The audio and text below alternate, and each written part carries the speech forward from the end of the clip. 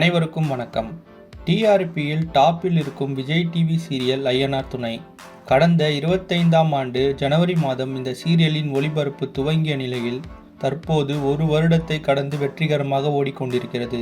இந்த சீரியலின் தற்போதைய கதைக்களம்படி வீட்டிற்குள் பாம்பு வந்ததால் வீட்டை புதுப்பிக்க வேண்டும் என முடிவு செய்தனர். இதனால் சேரன் அதற்கான வேலைகளை தொடங்கினார். இதை கேள்விப்பட்ட நடேசனின் அண்ணன் மற்றும் தங்கை இருவரும் அங்கு வந்து பிரச்சனை செய்ய ஆரம்பித்தனர். இதன் பின் போலீஸை அழைத்து வந்து நீதிமன்ற உத்தரவை காட்டி தற்போது ஐயனார் துணை வீட்டிற்கு சீல் வைத்து விட்டனர். இதனால் நிலா, பாண்டியன், சேரன் என மொத்த குடும்பமும் தற்போது வீட்டிலிருந்து வெளியேறும் சூழ்நிலை ஏற்பட்டுள்ளது. இனி அடுத்து என்ன நடக்கப் போகிறது என்பதை பொறுத்திருந்து பார்ப்போம்.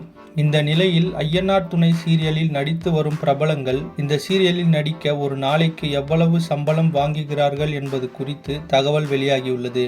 நிலா கதாபாத்திரத்தில் நடிக்கும் நடிகை மதுமிதா 35,000 முதல் 40,000 வரை சம்பளமாக வாங்குவதாகவும், சோழன் கதாபாத்திரத்தில் நடிக்கும் அரவிந்த் செய்ஜு 20,000 சம்பளம் வாங்குவதாகவும், சேரன் கதாபாத்திரத்தில் நடிக்கும் முனாஃப் ரகுமான் 20,000 சம்பளம் வாங்குவதாகவும், பாண்டியன் கதாபாத்திரத்தில் நடிக்கும் விஜே கார்த்திக் 12,000 ரூபாய் சம்பளம் வாங்குவதாகவும், பல்லவன் கேரக்டரில் நடிக்கும் பர்வேஸ் 10,000 ரூபாய் சம்பளம் வாங்குவதாகவும் தகவல்கள் வெளியாகியுள்ளது.